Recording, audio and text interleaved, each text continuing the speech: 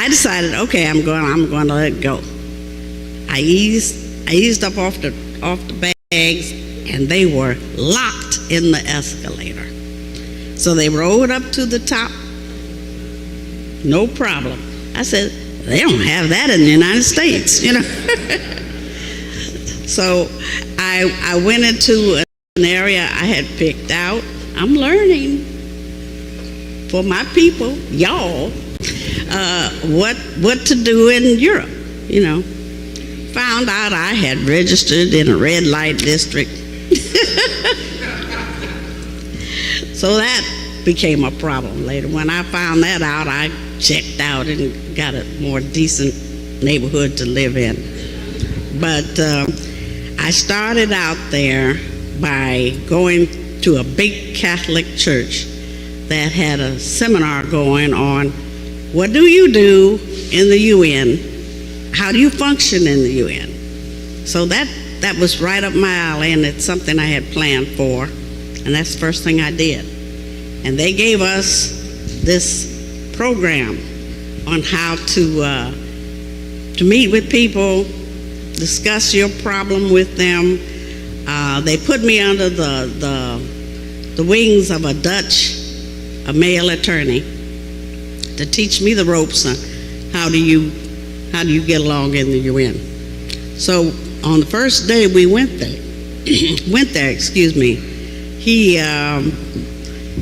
decided he was going to introduce me to a lot of key white men who were like heads of their nations, or they were representatives of their nation. And it started off quite well, except I'm wondering, now what is he up to? Why is he introducing me in French? You know, why can't he do it in English?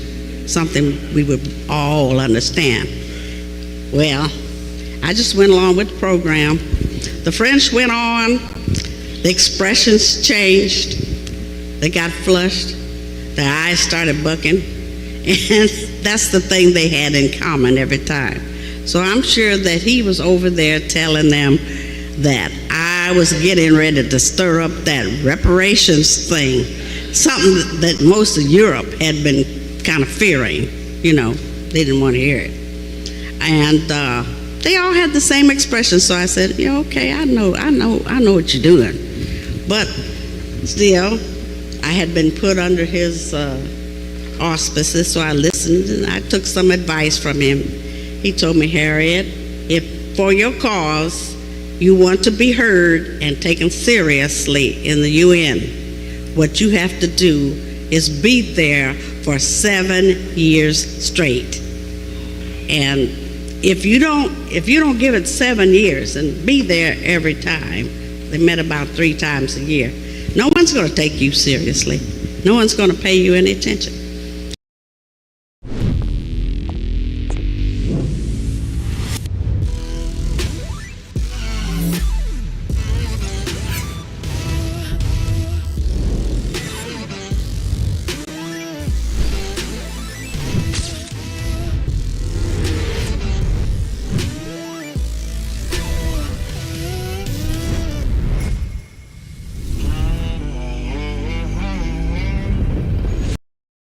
I said, well, we are very serious about what we're doing. So when we would have these get-togethers and parties at night, and they weren't really parties, they were ways to get to know each other and put forth your cause while you were there. And this was back in 1992. I did not flinch from day one in letting them know what we were pushing for. And I told them, I'm here to make the United Nations conscious and aware of our needs in the United States to be paid reparations. We're going to get our reparations. 1992, I told them that. And one woman came to me smiling. She said, oh, wait till the State Department hears about that. I said, well, all right, whatever. Tell them whatever you want to. But that's what we're here for. So we started learning as much as we could. They had a session they put together called UMPO, close to the United Nations, it meant Unrepresented Nations and Peoples Organization. This particular setup was held in the Netherlands, and we had to fly in there for that. My husband went with me on that, for that training, and we took another attorney from Los Angeles area, Theodore Egan's, and we went there for a whole week on that training. That organization was kind of unusual for the United Nations, because the United Nations doesn't really like to get into the changing or interfering of other nation countries and what they do. They're not there to try to cause revolution or anything. So what they wanted to do was tell us, if you have the drive, and if you can learn the know-how, and it can happen. You want your country? Most everybody there wanted the country. They even had people from former Soviet Union, whose name was Georgia. And I think out of that bunch of us, that was the only country that actually went all the way and got recognized as a functioning nation. But we were there, and we learned quite a bit. We learned it was not so much about the territory, because they had a city-state they used as an example. Some of you are hearing this for the second time, but I want all of you to hear it so that you know our quest for reparations is very doable, and it has been done by other nations. You just have to know how to get it off the ground, how to get it started. But it's doable, and we're going to do it. Gotta want to do it.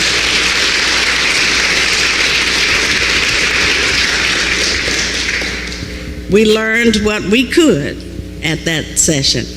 Toward the end of that session, they appointed about 5 of us to put together a week-long summary of everything. And to our surprise, there was sabotage going on in this session.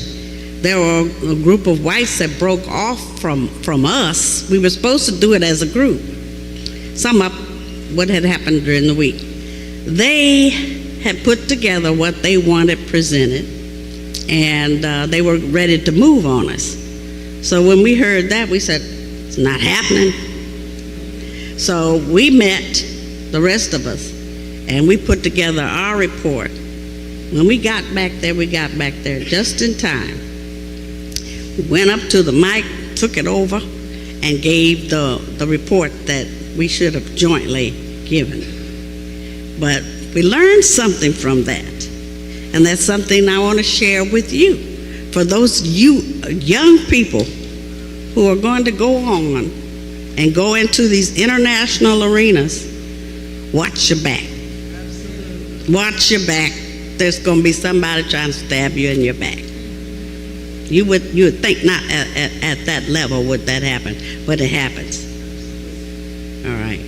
So these are the things that my husband, Silas Muhammad, wants to share with you, because most of us in the States, we are in our own organizations.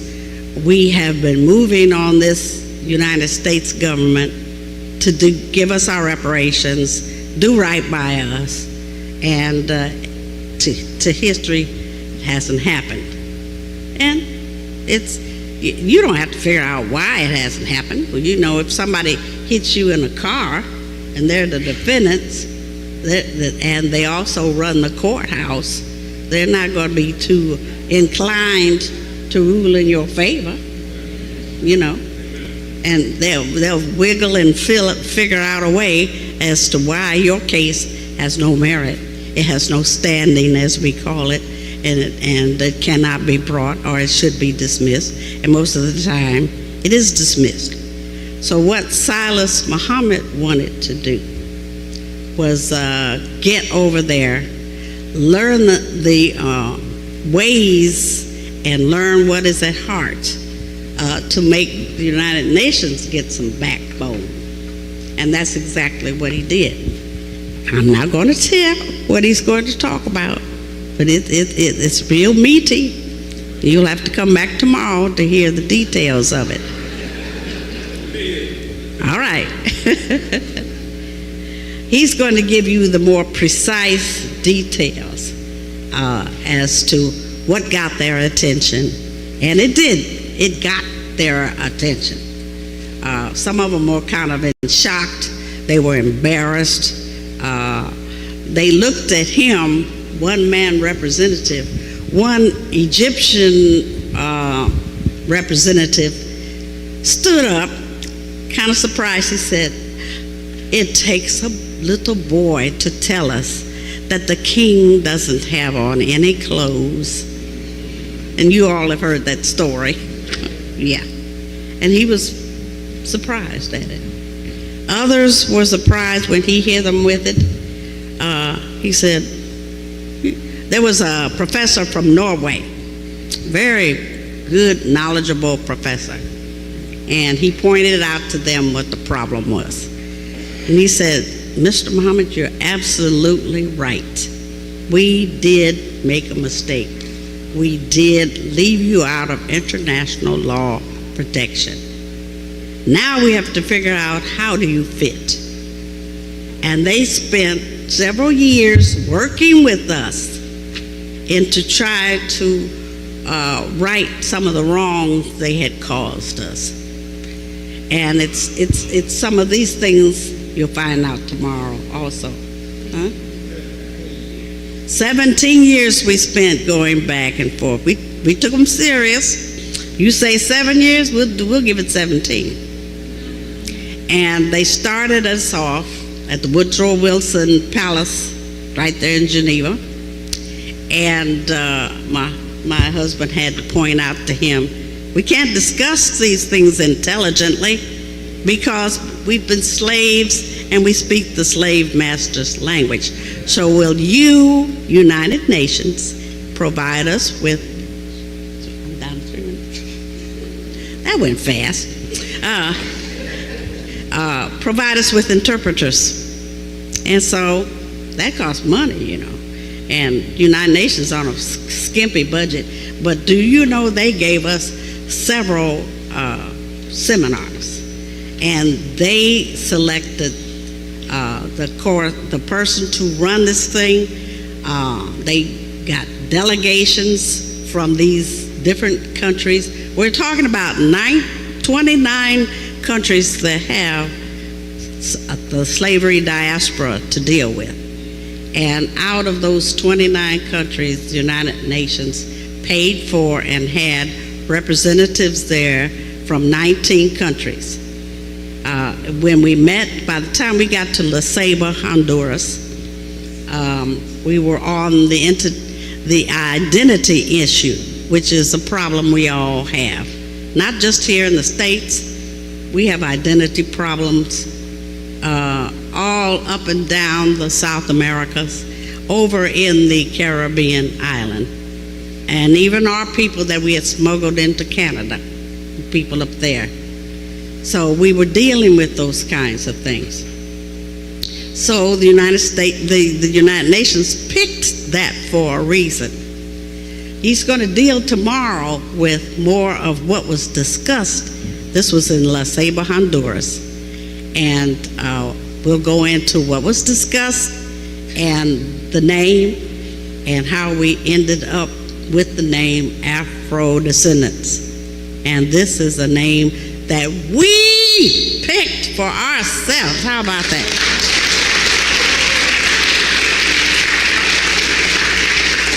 We took a vote and we selected our own name, Afrodescendant. Now we want to put together the force of the 250 million people that we represent and have a force to go into in the future. Because we've done all this. It took us 17 years to get to this point with 19 other nations. So you're not alone.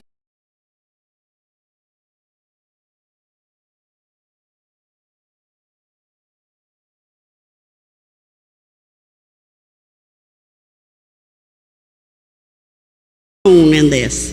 We've done our struggling here in the United States. We're going to go forward from here with other compatriots in those other countries, and we're going to make this reparations work for all of us. Thank you.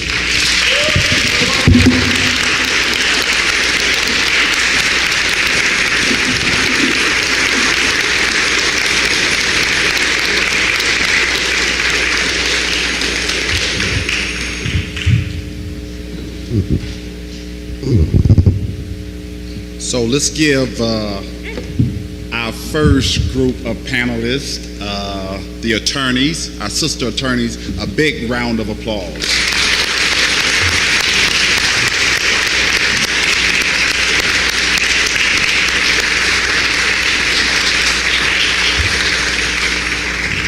We're going to do a little transitioning here as they leave the stage.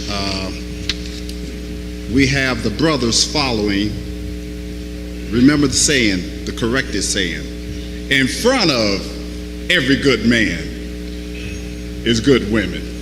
Not behind, in front of. Another round of applause as they exit the stage.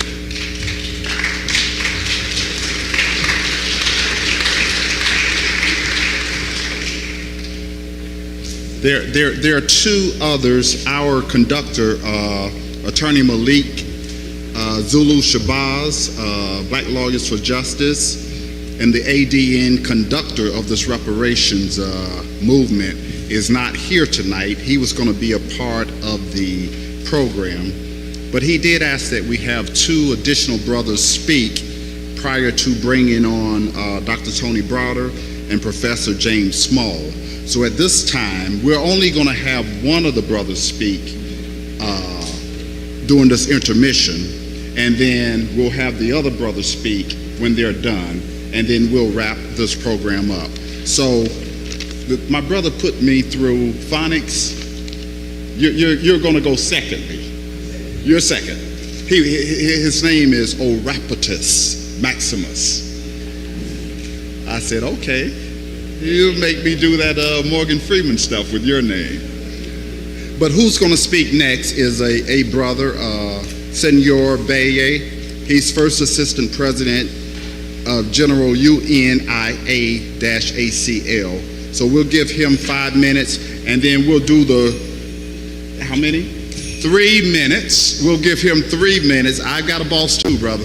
We'll give him 3 minutes, then we'll make the transition, and we'll call up Prince Yosef to introduce our brother speakers.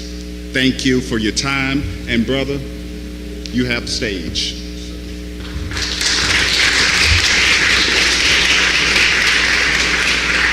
Honorable Salis Muhammad, to everyone present, particularly to this particular center, the Shaw Community Center, which used to be Lincoln Temple Church. It's not about me, he, or she, y'all. It's about we collectivity. If we really want to win our reparations, we got to connect our blacktricity. Africans at home and abroad are rising up. You don't have to check Urugu's news, but check out your own self. The Right Excellent Honorable Marcus Mosiah Garvey was absolutely clear. And I'm here to tell you, when we say UNIA, African Communities League, Rehabilitating Committee 2020, that's what we're doing. Our third Assistant President General lives in Sierra Leone, has been there for 15 years. Our second Assistant President General, we understand African women rule. That's my dear sister, Dr. Chinzara Kahini, out of the Virgin Islands. The President General is in Philadelphia, and I'm here in DC. This is my home ground. But what I want you all to know, that it's no reason for us not to understand that we have to deal with our internal repair, and that means we have to get the slavery out of our minds. We are spiritual beings having a physical experience on earth, but our spirit lives on forever, particularly those ancestors who paved the way for us. Not just Marcus Garvey, Amy Jocks Garvey, and African sisters, which all of us come through the African womb. We understand African women rule. If you look around the world, you'll see African women are coming into power all over the place. We say we got plenty of African nation states, We don't say country. We don't say countries in the big continent. All over the world, though, we are nation states. So regardless of whether or not we have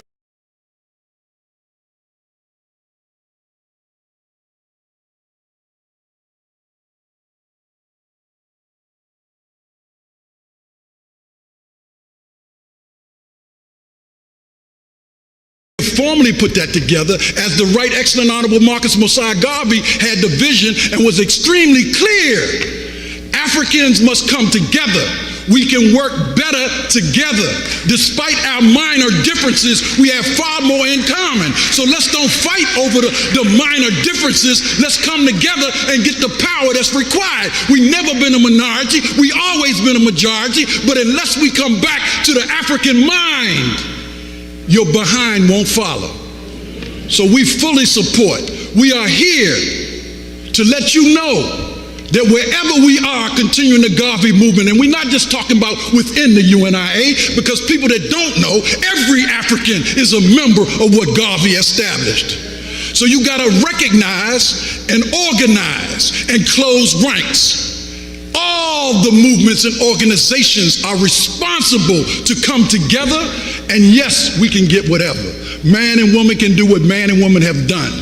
The Most High made no mistakes. Humanity and man and woman made them all. And if we made the mistakes, we got everything we need to correct ourselves. And that means we can straighten out all of those mistakes and bring the solutions. So don't just get on a plane to go to Africa, bring Africa back in your mind. The whole world is the house until Africa is free. And it may still be after Africa is free, all the world our dominion. So don't be content with the food of chickens. Rise up your wings and fly, y'all. Let's go back and collect and learn who we are. Study, organize, but stop fighting each other. Urugu divided us at the Berlin Conference so we would not be united and organized. Kwame Nkrumah told us, Sekou Touré, Patrice Lumumba. Yeah, I'm wrapped right here, sir. Let me be clear. We have already won the war spiritually, but we have war physically. And until we understand that we have to use what we have to take back the power, don't ask them to give it to us. We're going to take reparations. One God, one aim, one destiny, one Africa.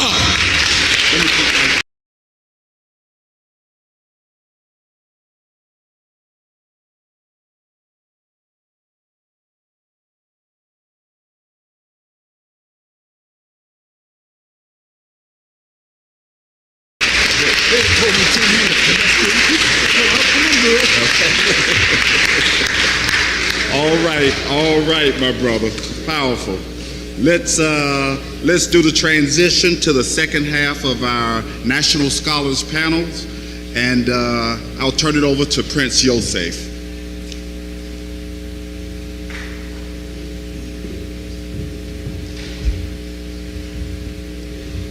Again, let's give another round of applause for all of those great speakers who mounted this rostrum.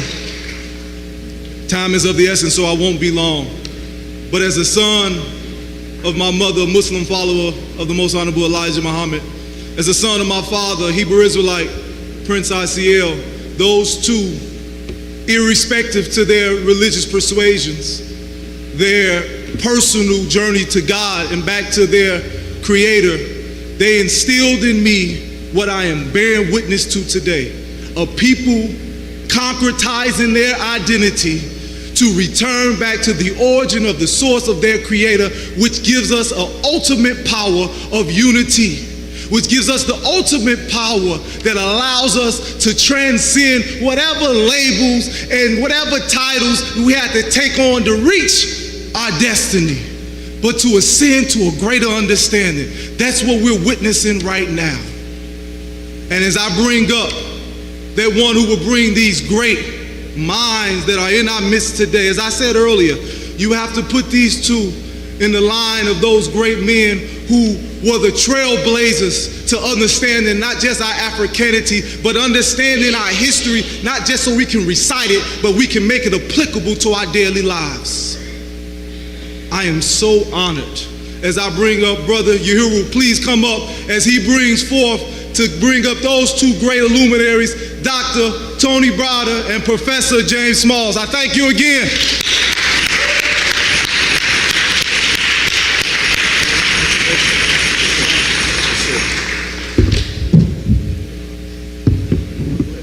Permission from the elders to speak. Assalamu alaikum, sir. First, giving honor to God at Union Temple, United Temple, because we're all in the union anyway, right? Has anybody ever heard of this young lady by the name of Alberta Williams King? Raise your hand if you heard of her before. See, I got half. See, this is not good. Got 20% of the people that don't know our queen.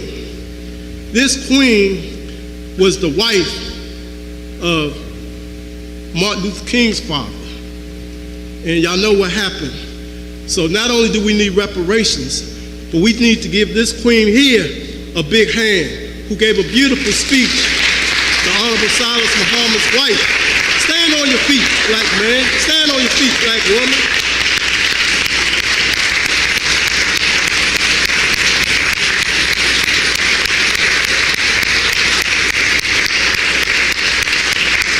With the name of Allah, the beneficent, the merciful, the one God, whom all praise is due, the Lord of the world. I beseech you, my brothers and sisters, with the greeting words of peace. Assalamu alaikum. In the English language, we just simply say, peace be unto you. I bring you greetings from the King Emmanuel Baptist Church, where Pastor Darrell F. Bell is my pastor. And guess what I have? This is a petition by the Honorable Silas Muhammad in 1974. Hopefully I can get an autographed copy. This is the first edition. This is given to me by Chief Minister Najib Muhammad and Brother Captain Abdul Ali. So thank you, sir. Hopefully I can get it signed.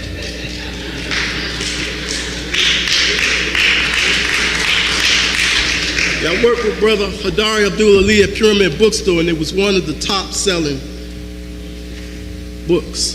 Speaking of books, I'm getting ready to bring on Brother Tony Browder. Y'all heard of Brother Tony Browder.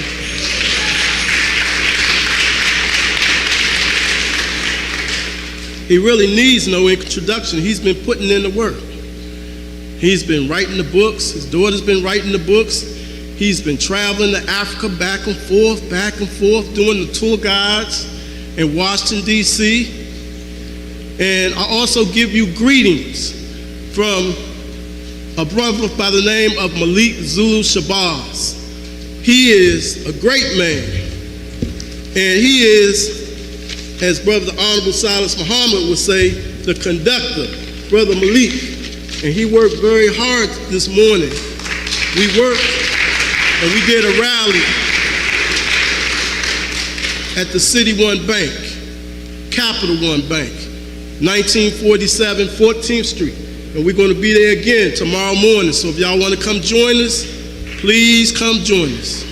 And this is not a game. We want economic sanctions.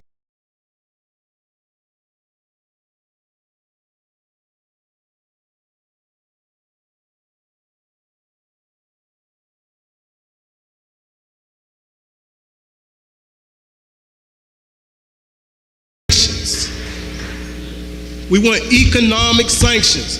So your homework, brothers and sisters, is to please listen to Reverend Dr. Martin Luther King's speech on April the 3rd, 1968. And he talked about the economic sanctions, telling people to take your money out their bank and put it in a bank that serves our best interests. I made a digress, but I am going to let you know about this great brother by the name of Tony Browder. Brother Malik Shabazz sends his greetings. He is the founder and director of IKG Cultural Resources and has devoted 36 years researching ancient Egyptian history, science, philosophy, and culture. Without further ado, I present to some and present to others, Tony Browder. Let us receive him.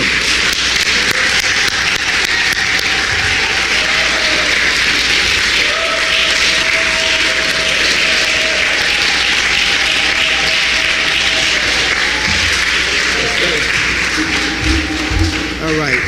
My brother gave the introduction just like I like them, short and sweet. So I am so happy to be here, so proud to be in the presence of people that I love, people that I respect, colleagues who have been doing the work for decades. I am not a person who speaks about reparations. I leave that to folk who have more expertise than I do. What I wanted to talk about specifically this evening is mental or spiritual reparations. These are things that we have within us, things that we control ourselves, things that we don't have to ask anybody for. It's simply a matter of turning to ourselves and doing the things that we have always had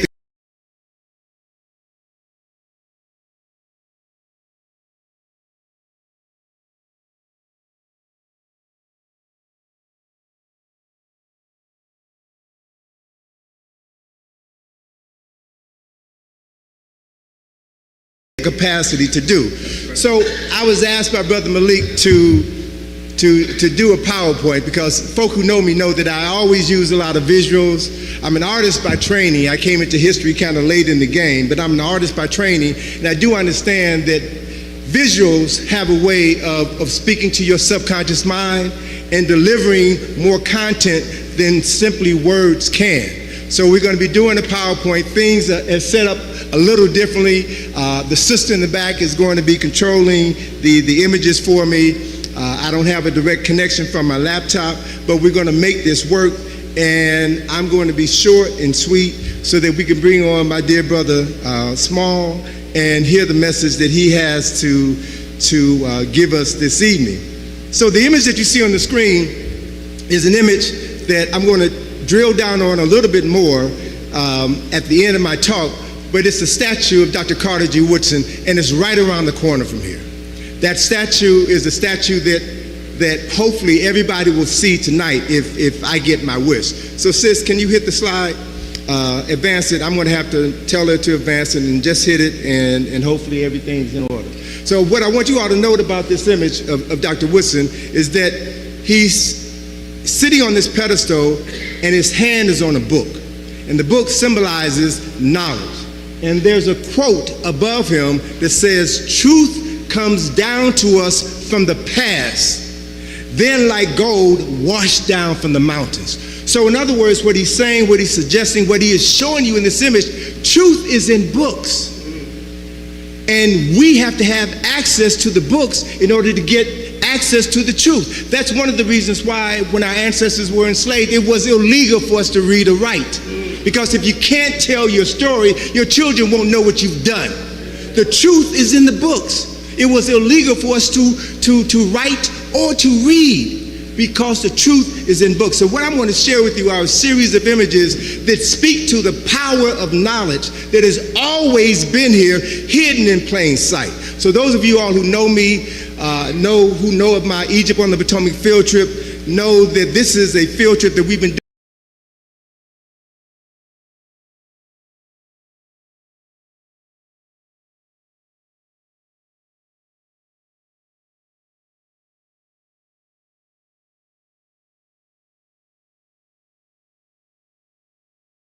doing for 36 years, taking you around the city to show you that the essence of African history and culture and spirituality has been literally hidden in plain sight. And I've come to understand, after studying this subject matter, is that it's not simply a matter of white folk put these things here. Our ancestors put these things here, put these objects here, so that when we return to our right minds, we would have everything we need to do everything that needs to be done right here in this country. We built America. We made this nation. We are the heart and soul of this country. When we know it, when we act on it, we will have everything at our disposal to turn the world right side up. Next slide, please. So, cultural reparations, next slide. I'm so glad to see my brother James here. He and I go way back to 1987, 1988.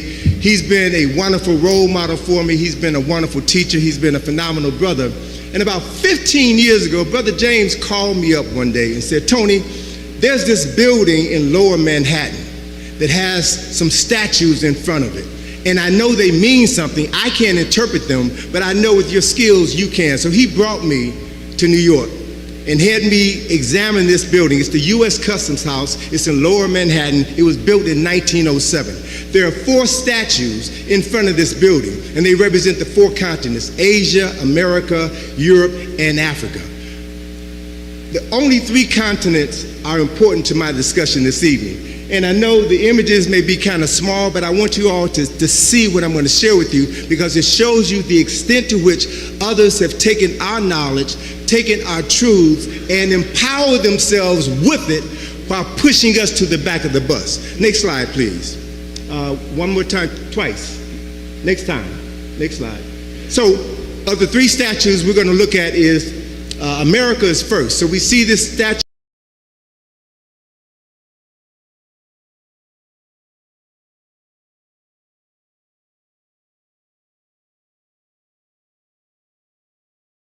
of a woman, and all of these continents, all of the 7 continents are named after women, because symbolically and metaphorically, women are responsible for bringing life into the world, the lives who create culture, who create history.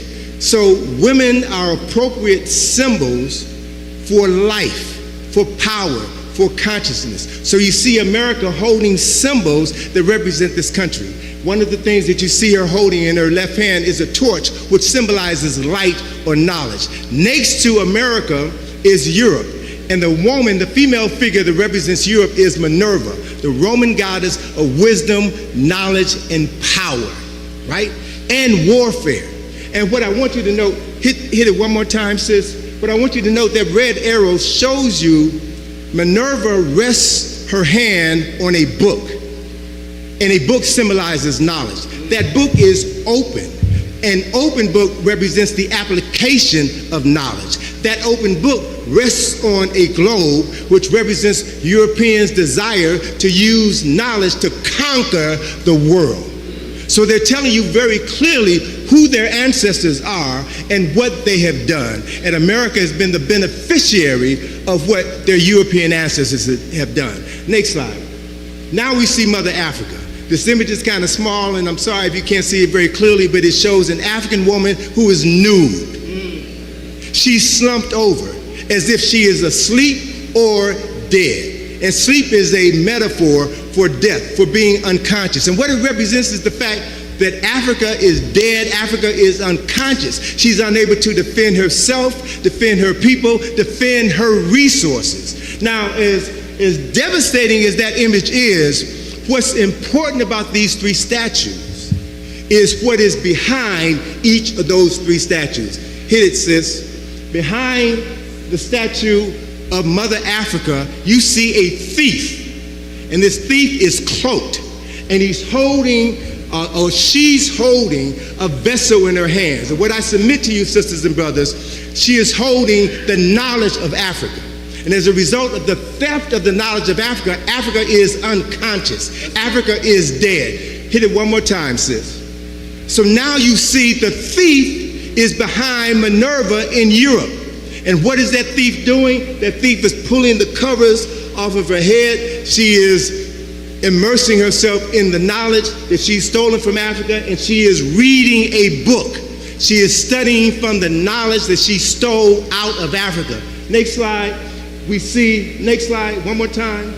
We see the thief now is in America, and the covers are being pulled off, and they're now free to move throughout North America, South America, and every island in the Caribbean. In 1907, Europeans were very brazen about telling the world who they are and what they've done.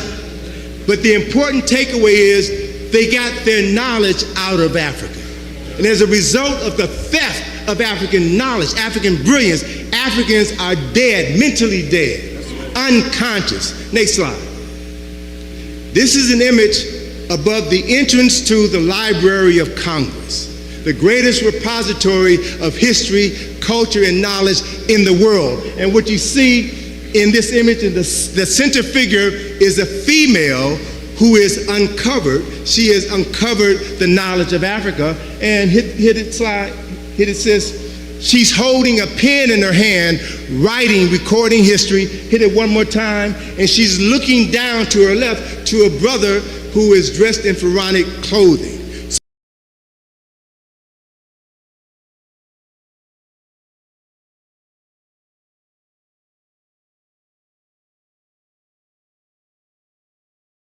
So she is looking to Africa as the source of her knowledge.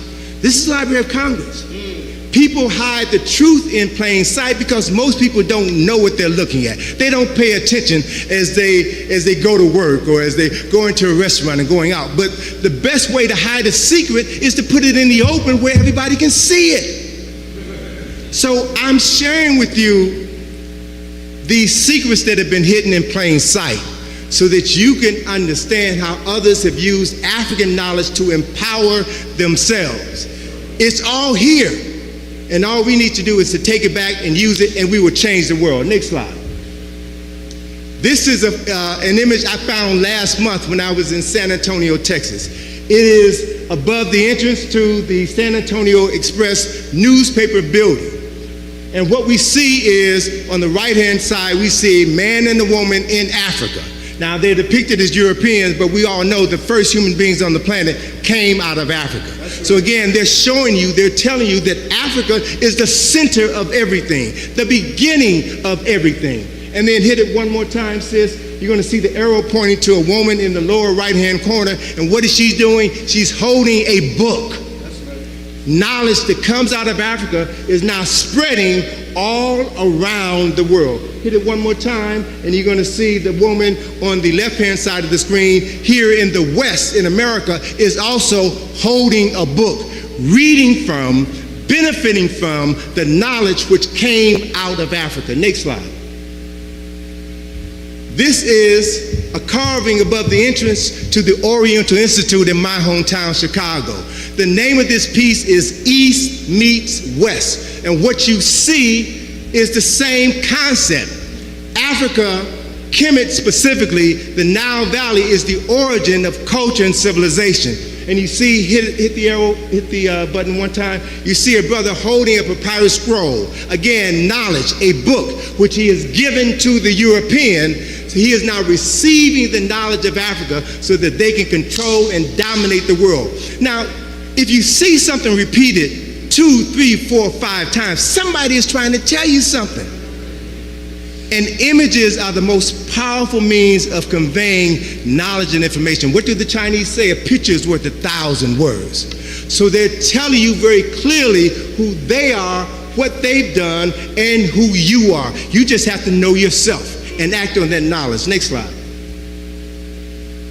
So here are these 3 images. One more time, or hit it 3 more times. So I want you to think about these 3 images in the context of the thief at the U.S. Customs House who has stolen the knowledge out of Africa, brought it into Europe, and Europeans have used that knowledge to control the world. They've been telling us for decades, for centuries, who they are and who you are. Next slide. So this is a mural in the center of the dome of the Thomas Jefferson Building of the Library of Congress. This mural is called The Evolution of Civilization. Next slide. What it shows you are the 11 epochs of civilizations which contributed to the development of the United States of America. It begins with Egypt. And what you see here, hit it 4 times for me, sis. What you see are arrows pointing to Egypt gave the world written records, and you see this European Egyptian holding a tablet, knowledge carved in stone. Below that you see papyrus scrolls, knowledge written on paper.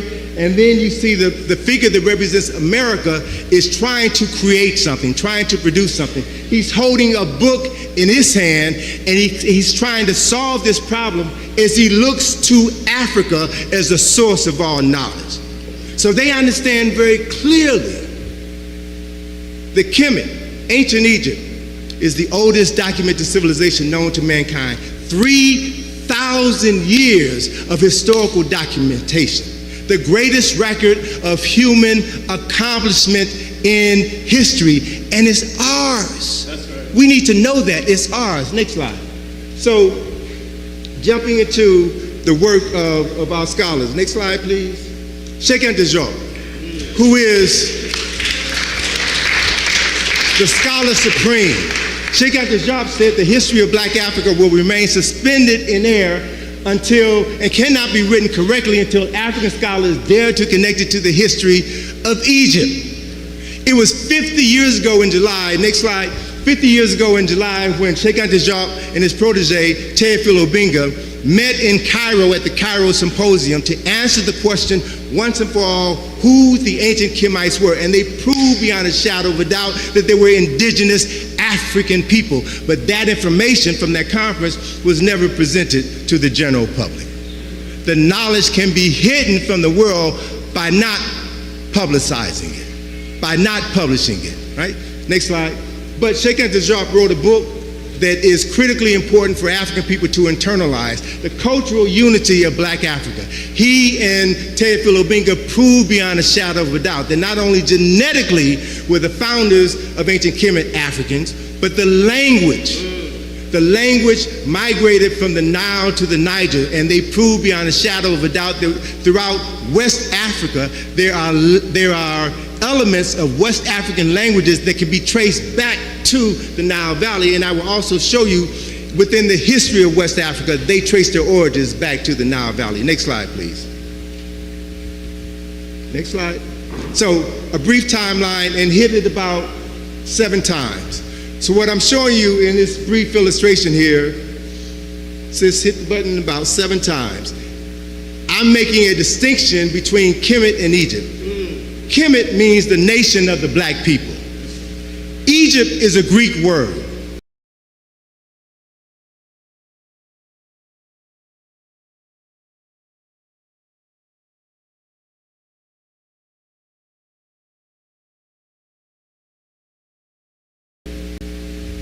Pyramid is a Greek word. Sphinx is a Greek word. The Greeks did not come into Egypt until 332 BC. Most of what we know about African people, African history, African culture has been written and expressed by non-African people. So you will never get to the truth by reading their interpretations of our history. I have here images at the top of this slide that shows faces of indigenous African rulers who were responsible for building all of the monuments that people travel to Egypt today to see. And all of these temples and tombs and pyramids were built by indigenous African people before the Greeks came in. And when the Greeks came in, all they did was copy what had already been created 3,000 years earlier. They added nothing new. They added nothing original. So when people talk about Egypt, they're talking about the time from 332 BC on. When we talk about Kemet, we talk about the time frame from 3200 BC until 332 BC. 3,000 years of African excellence and success. That's what we should be focusing on. Next slide, please. Anwar Sadat, when he became president of Egypt, said that he was the first true pharaoh in modern times. His mother was Nubian. He knew that the people classified as Nubians are the descendants of the original inhabitants of this great culture and civilization. Next slide.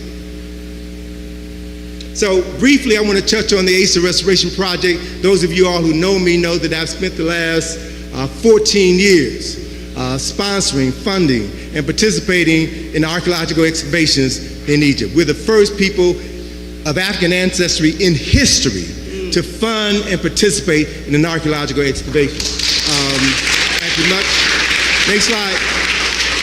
So I want to share with you briefly, just a bit, next slide please, a little bit of what we've done. We're excavating on the west bank of Luxor. Luxor, for about 1,200 years, Luxor was the cultural, spiritual, and political capital of the world. We've been excavating the tomb of a priest. It's a 2,700-year-old tomb of a priest named Karaka Men, and we've excavated in that particular tomb 2,700 tons of debris, right? And in this excavation process, we found over 34,000 fragments, pieces as small as my thumb to pieces as big as an automobile. Every single fragment had to be cleaned, had to be labeled, had to be used to reconstruct this tomb. And the next slide shows you a reconstruction of the last part of this tomb. Tedious work, but it's the most important thing I've ever done in my life because it's given me an opportunity to get access to information that I never would have gotten in my life. Next slide, please. So, hit it one more time. So these are images of 3 Cushite priests whose tombs we have excavated. Karaka Men, Karabashkin, and Nezba-Nejed. We started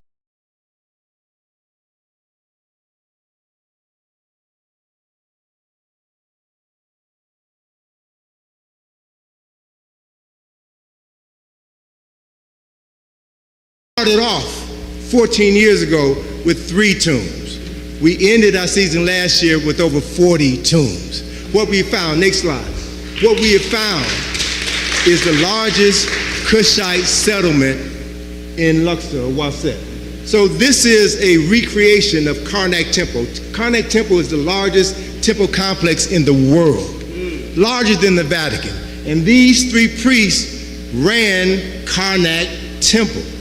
There's also, hit it one more time, there's also the image on the far right is the image of a young brother named Harem Aket, who was the brother of Karaka Men, the younger brother of the brother on the left. He was the chief priest at Karnak Temple, which was the abode of Amen. Have you all heard that word before?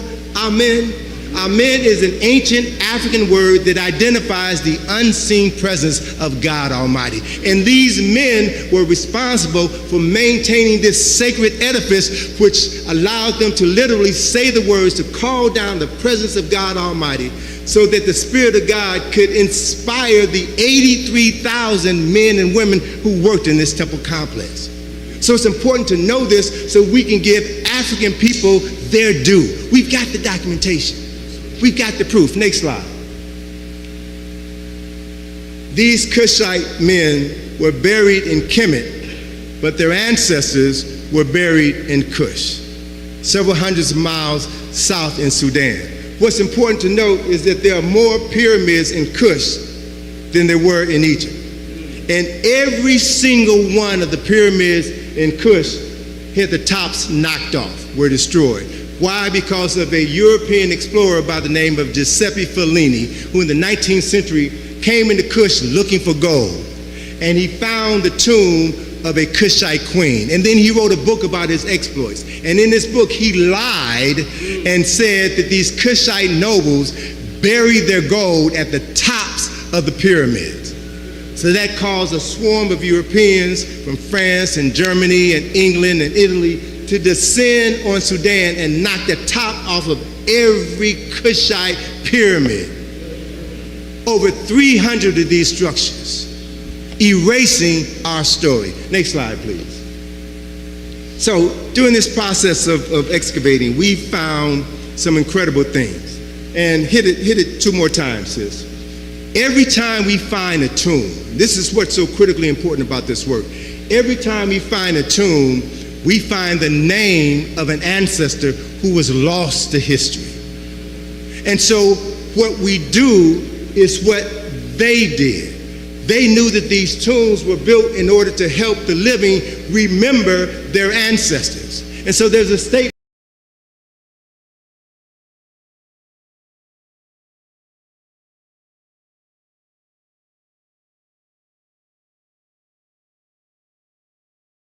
here from the Book of Ani, a 19th dynasty papyrus that says, pour libation for your father and mother who rest in the valley of the ancestors. The Neteru will witness your actions and they will be pleased. Do not forget to do this even when you're away from home, for as you do this for your ancestors, your children will do it for you.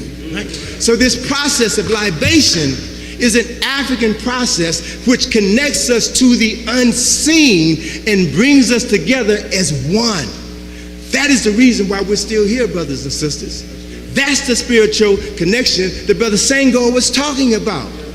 Our enemies, our oppressors, lied to us and told us that this was pagan, this was voodoo, this was nonsense. Why? Because they know that if they can separate us from the power of the ancestors, they can continue to control us.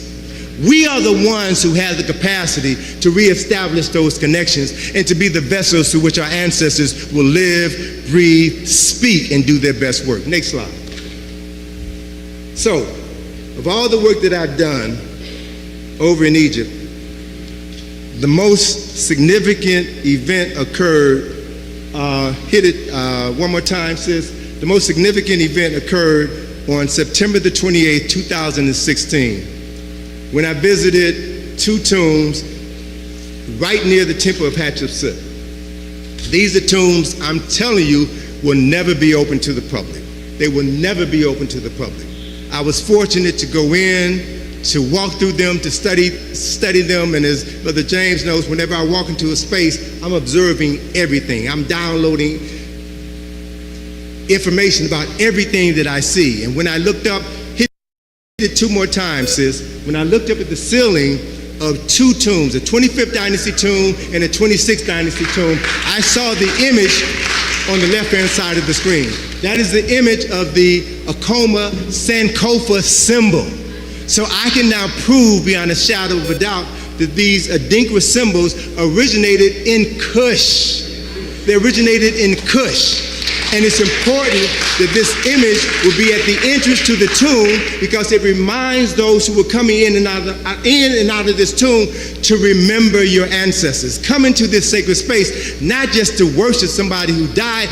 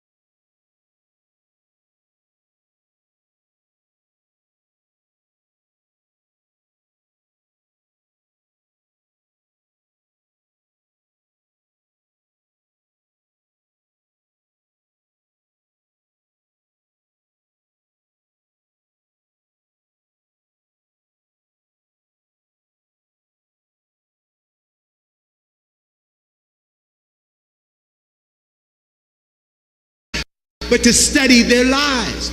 Read their stories carved on stone so that you can know what they knew and ultimately you can become them. That's what it's all about. Next slide, please.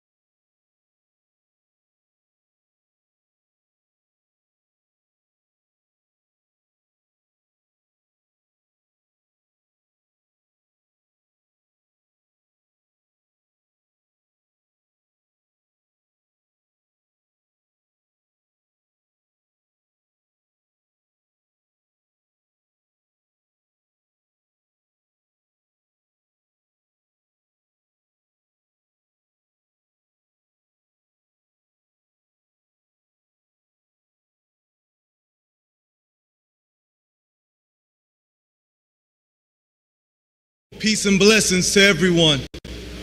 I want to first be hidden from the world by not publicizing it, by not publishing it, right? Next slide. But Sheikh Anta Diop wrote a book that is critically important for African people to internalize, the cultural unity of Black Africa. He and Ted Filobinga proved beyond a shadow of a doubt that not only genetically were the founders of ancient Kemet Africans, but the language migrated from the Nile to the Niger, and they proved beyond a shadow of a doubt that throughout West Africa, there are elements of West African languages that can be traced back to the Nile Valley. And I will also show you within the history of West Africa, they trace their origins back to the Nile Valley. Next slide, please. Next slide. So a brief timeline, and hit it about 7 times. So what I'm showing you in this brief illustration here says hit the button about 7 times. I'm making a distinction between Kemet and Egypt. Kemet means the nation of the Black people. Egypt is a Greek word. Pyramid is a Greek word. Sphinx is a Greek word. The Greeks did not come into Egypt until 332 BC.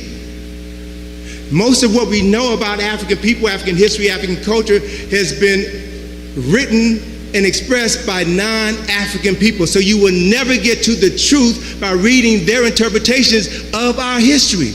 I have here images at the top of this slide that shows faces of indigenous African rulers who were responsible for building all of the monuments that people travel to Egypt today to see. And all of these temples and tombs and pyramids were built by indigenous African people before the Greeks came in. And when the Greeks came in, all they did was copy what had already been created 3,000 years earlier. They added nothing new.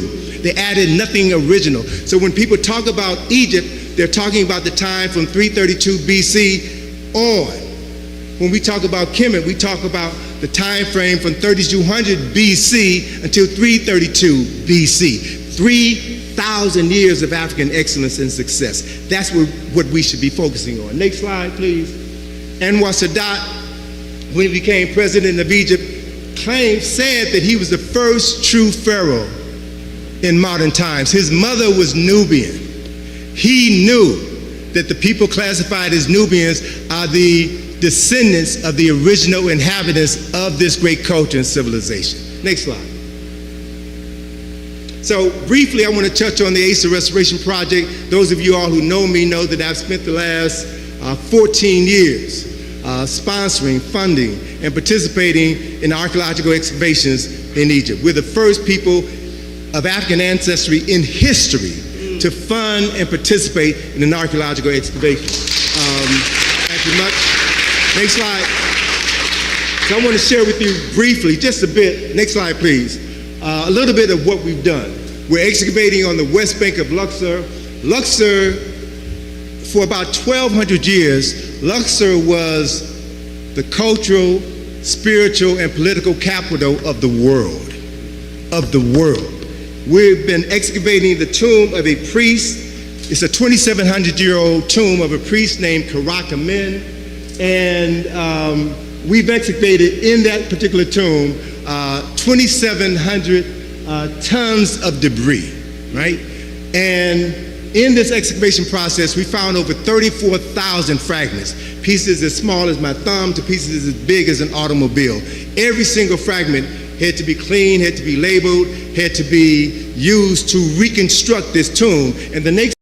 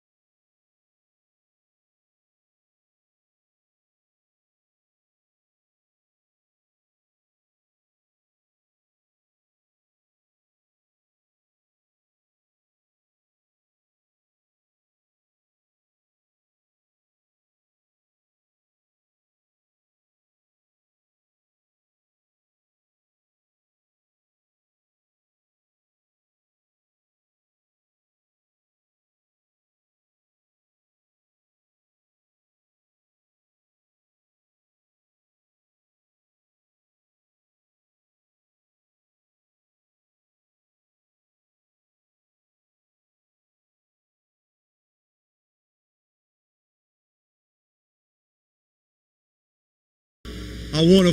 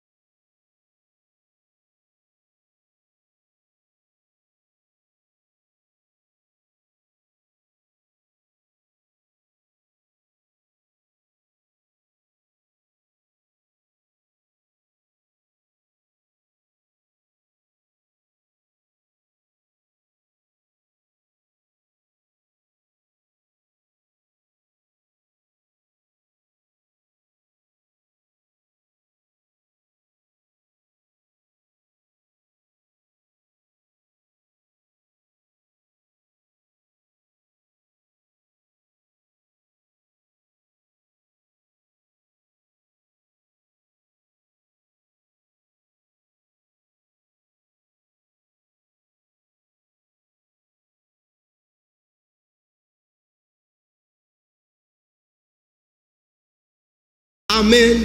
Amen is an ancient African word that identifies the unseen presence of God Almighty. And these men were responsible. Came in, all they did was copy what had already been created 3,000 years earlier. They added nothing new.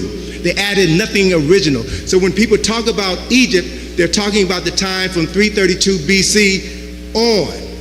When we talk about Kemet, we talk about the time frame from 3200 BC until 332 BC. 3,000 years of African excellence and success. That's what we should be focusing on. Next slide, please.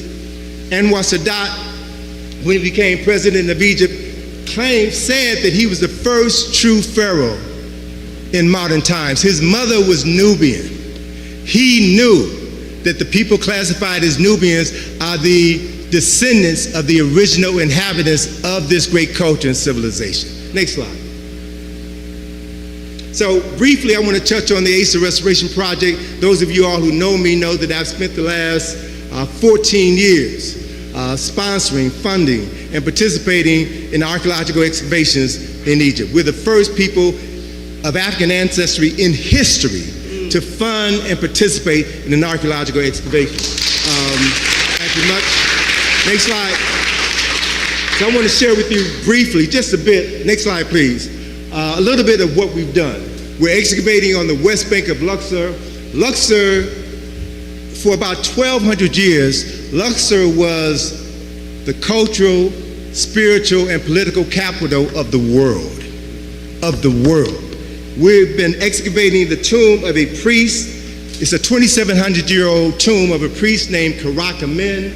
And we've excavated in that particular tomb 2,700 tons of debris, right? And in this excavation process, we found over 34,000 fragments, pieces as small as my thumb to pieces as big as an automobile. Every single fragment had to be cleaned, had to be labeled, had to be used to reconstruct this tomb. And the next slide shows you a reconstruction of the last part of this tomb. Tedious work, but it's the most important thing I've ever done in my life because it's given me an opportunity to get access to information that I never would have gotten in my life. Next slide, please. So, hit it one more time. So these are images of 3 Cushite priests whose tombs we have excavated. Karak-Amen, Karabashkin, and Nezba-Nedjed. We started off 14 years ago with 3 tombs. We ended our season last year with over 40 tombs. What we found, next slide. What we have found is the largest Cushite settlement in Luxor, or Waset. So this is a recreation of Karnak Temple. Karnak Temple is the largest temple complex in the world, larger than the Vatican. And these 3 priests ran Karnak Temple. There's also, hit it one more time, there's also the image on the far right is the image of a young brother named Harem Aket, who was the brother of Karakomen, the younger brother of the brother on the left. He was the chief priest at Karnak Temple, which was the abode of Amen. Have you all heard that word before? Amen. Amen is an ancient African word that identifies the unseen presence of God Almighty. And these men were responsible for maintaining this sacred edifice, which allowed them to literally say the words to call down the presence of God Almighty, so that the Spirit of God could inspire the 83,000 men and women who worked in this temple complex. So it's important to know this so we can give African people their due. We've got the documentation. We've got the proof. Next slide. These Cushite men were buried in Kemet, but their ancestors were buried in Cush, several hundreds of miles south in Sudan. What's important to note is that there are more pyramids in Cush than there were in Egypt. And every single one of the pyramids in Cush had the tops knocked off, were destroyed. Why? Because of a European explorer by the name of Giuseppe Fellini, who in the 19th century came into Cush looking for gold. And he found the tomb of a Cushite queen. And then he wrote a book about his exploits. And in this book, he lied and said that these Cushite nobles buried their gold at the tops of the pyramids. So that caused a swarm of Europeans from France and Germany and England and Italy to descend on Sudan and knock the top off of every Cushite pyramid. Over 300 of these structures, erasing our story. Next slide, please. So during this process of excavating, we found some incredible things. And hit it 2 more times, sis. Every time we find a tomb, this is what's so critically important about this work. Every time we find a tomb, we find the name of an ancestor who was lost to history. And so what we do is what they did. They knew that these tombs were built in order to help the living remember their ancestors. And so there's a statement here from the Book of Ani, a 19th dynasty papyrus, that says, "Pour libation for your father and mother who rest in the valley of the ancestors. The Neteru will witness your actions and they will be pleased. Do not forget to do this even when you're away from home, for as you do this for your ancestors, your children will do it for you." Right? So this process of libation is an African process which connects us to the unseen and brings us together as one. That is the reason why we're still here, brothers and sisters. That's the spiritual connection that Brother Senghor was talking about. Our enemies, our oppressors, lied to us and told us that this was pagan, this was voodoo, this was nonsense. Why? Because they know that if they can separate us from the power of the ancestors, they can continue to control us. We are the ones who have the capacity to reestablish those connections and to be the vessels through which our ancestors will live, breathe, speak, and do their best work. Next slide. So, of all the work that I've done over in Egypt, the most significant event occurred, hit it one more time, sis. The most significant event occurred on September the 28th, 2016, when I visited 2 tombs right near the temple of Hatshepsut. These are tombs, I'm telling you, will never be open to the public. They will never be open to the public. I was fortunate to go in, to walk through them, to study them, and as Brother James knows, whenever I walk into a space, I'm observing everything. I'm downloading information about everything that I see. And when I looked up, hit it 2 more times, sis. When I looked up at the ceiling, of two tombs, a 25th dynasty tomb and a 26th dynasty tomb. I saw the image on the left-hand side of the screen. That is the image of the Acoma Sankofa symbol. So I can now prove beyond a shadow of a doubt that these Adinkra symbols originated in Kush. They originated in Kush. And it's important that this image will be at the entrance to the tomb because it reminds those who are coming in and out of this tomb to remember your ancestors. Come into this sacred space, not just to worship somebody who died, but to study their lives. Read their stories carved on stone so that you can know what they knew and ultimately you can become them. That's what it's all about. Next slide, please. So, 2 days, synthesizing all of this information. I've had some phenomenal experiences over the last 44 years that I've been traveling to Egypt, and more specifically over the last 14 years that we've been participating in this excavation. And I'm at the point now in my life where I can begin to put the pieces of all of this knowledge together, and it makes more sense now than ever before. And this is what I want to share with you. This is what I want you all to know. This is what I want you all to understand, because we're reaching an inflection point in American history and world history. And the world needs us to return to our right minds so that we can save the world like we've always done. What I want to present to you, is a theory that is rooted in fact, and I'm pulling together the data now to substantiate this. There were, hit it one more time, sis. The image on the right, the book on the right is a book that was written by a colleague of Sheikh Anta Diop, a brother by the name of Abubakar Lam. The book. Mimi nikiingia pitch, kwanza nasema pale hivi juu mimi ni defense. Hakuna mtu atapita hapo hivi. Nasemanga kwa roho yangu, God first. It's called Paths from the Nile. And what it documents are 6 migrations of African scholars, teachers, healers, mathematicians, and astronomers from the Nile River Valley to the Niger River Valley. 6 migrations between 660 BC and 560 AD. And as a result of these 6 migrations, Africans were able to bring their cargo of knowledge from the east to the west and help jumpstart culture and civilization and spiritual traditions and mathematical traditions within West Africa. Now process this. Stay with me for a minute because I want you all to verify whether or not I'm losing my mind or whether or not I found my mind. If you really understand what this process is all about, what our ancestors knew, and Brother Senghor hit on it, these ancestors knew that there is no death. There is this thing called the Rahimi Misu, the repetition of the birth, and that we come back. And it's important to leave knowledge, to leave documented knowledge for the souls that are coming after you, and more specifically for your soul when it comes back. All of this is for us. So if our ancestors knew that the Nile Valley was going to fall, and they made sure that certain information would not fall into the hands of the coming invaders, and they sent it west to jumpstart civilizations in the west, then they had to have known that those Africans living in the west were going to fall.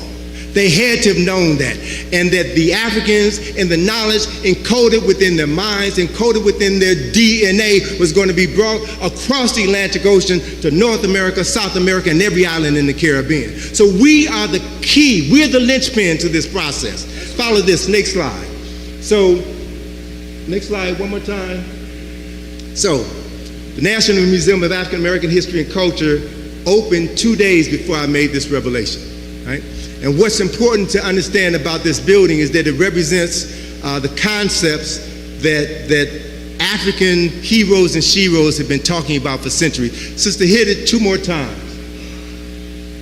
Kwame Nkrumah said that we are African not because we were born in Africa, but because Africa was born in us. So we need to understand very clearly that we carry the DNA of West Africans and East Africans in our genetic memory. It's more than just physical DNA. We carry the memory of all of these ancestors, and all that we have to do now is to unlock these memories, and we will know what they knew. That's the key.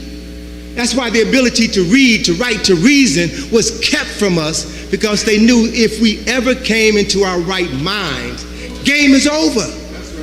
Game is over. That is the mental reparations that I'm talking about. You don't have to beg anybody for anything because you already got it in you. Next slide, please. One more time, sis. So, I'm winding up, but I want to show you what's coming. We got some stuff in the pipeline that we'll be sharing with the DC community in the fall. The National Museum of African American History and Culture. Biden was there today, right? Extolling the virtues of black folk, talking about the contributions that we've made to America, right? This building, the exterior of this building is called the Corona, which means crown. And the inspiration for this building, next slide please, the inspiration from this building came from a caryatid, a Yoruba shrine post. David Ajay, the Ghanaian British architect who designed the exterior of this building, was inspired by this shrine post, which has 3 inverted pyramids atop his head. And so the exterior of the National Museum of African American History and Culture is comprised of 3 inverted pyramids, which means if you understand the symbolism expressed in the architecture of this building, if it's modeled after a Yoruba shrine, it means that this building is more than a museum, it is actually a shrine house. It's a shrine house. And if you come into this building with the right consciousness, you can access the ancestors whose spirits are moving in this sacred space. Next slide, next slide. Follow this, follow me. Follow me and understand how the ancestors have been working through these architects to design something that nobody expected them to do. So, hit it one more time, sis. I want you to notice the angle of the corona. The angle of the corona is 17 degrees. He designed it to be 17 degrees so that it would match the angle of the pyramidion of the Washington Monument, which is 73 degrees, to show symbolically and metaphorically East Africa and West Africa are the same, are one. Very strategically, he put that symbolism there, and those with eyes to see will see it. Next slide, please. Next slide. So everybody knows this, and if you've done our Egypt on the Potomac field trip, you know that that monument was not actually dedicated to George Washington when Masons opened it in, I think, 1888. It was actually dedicated to a czar. And the symbolism is inside of that monument. Take our Egypt on the Potomac field trip, first Saturday of each month, 10 o'clock and 2 o'clock. Go to our website, you can purchase a ticket and have your life transformed. But this next slide, one more time. So the inspiration for the design of the monument and the reflection pool were copied from Karnak Temple. Every temple in Kemet had Tekenu, which the Greeks call obelisk. Every temple in Kemet had a sacred lake or a reflection pool. What's important to note, hit it 2 more times, sis. What's important to note is that this sacred lake at Karnak Temple was built by Shabaka, the 3rd king of the 25th dynasty. Shabaka just happened to be the father of Karakamen and Harry-Marquette. His sons were responsible for managing the most sacred site ever built on this planet. David Ajay, the Ghanaian British architect who designed the National Museum of African American History and Culture, said that at its best, architecture is the physical manifestation of a culture's highest ideals. And what you will see here in Washington, D.C. is Washington, D.C. is copied after the best that the human mind has ever produced. Africa, it's yours, sisters and brothers. Claim it. Don't just drive past it and call it the Washington Monument. Know who it really represents. Tap into and draw into your soul that ancestral knowledge that is waiting to be acknowledged. Next slide, please. Next slide, please. All right, next slide, one more time. So my books, Egypt on the Potomac, Nile Valley, deals with a lot of this information. Next slide, please. So, winding down now. Hit it like four times. Hit it, keep going, keep going. One more time, one more time, one more time, one more time. All right, all the images are here. So in my first book, From the Browder File, good, okay, good. in my first book, From the Browder File, I stated that the symbols on the Great Seal of the United States of America were inspired by Kemet. That's true. You can see that on the front of the Great Seal. The symbol that every president of the United States stands behind is a symbol that represents African genius. On the reverse of the Great Seal, I mistakenly said in 1989 that they were inspired by the Great Pyramid of Khufu. I was wrong, and I didn't realize I was wrong until 2016, when I went to Sudan with Runoko Rashidi and saw the Kushite pyramids. The pyramid on the back of the dollar bill is a Kushite pyramid because they have an angle of 23 degrees. So these folk knew who we were, and they copied the best of African spiritual traditions, architectural traditions, in order to create the wealthiest and most powerful nation in human history. Do y'all see what I'm talking about? Do you feel what I'm talking about? Next slide, next slide. Hit it one more time, sis. All right, so Arthur Schomburg, who inspired my master teacher, John Henry Clark, wrote an article called The Negro Digs Up His Past in 1925. I urge all of you all to go online and download a copy of that article and read and study that article. The most important takeaway from that article is Schomburg said the American Negro must remake his past in order to make his future. Thinking more collectively and more retrospectively than others, we must become the most enthusiastic antiquarian of them all. So what he was saying in 1925 is that we got to study the knowledge of our ancestors, because that's where the truth is. That is where the power is. We should be doing it more than anybody else on this planet, because that knowledge is ours. Next slide, please. Hit it 3 more times.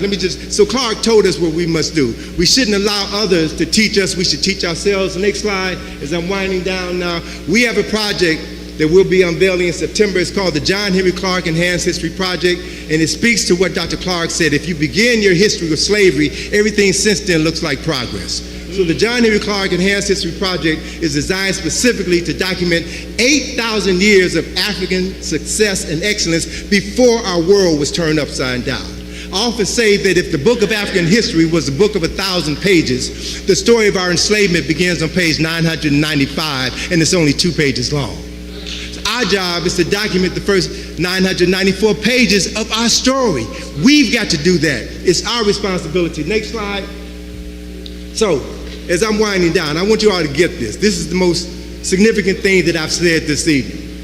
Libation and ancestral intelligence are our superpowers. Everybody's concerned about AI, AI this, AI that. The only AI that should matter to African people is ancestral intelligence. We've got more ancestral connections than anybody on the planet. Hit it one more time.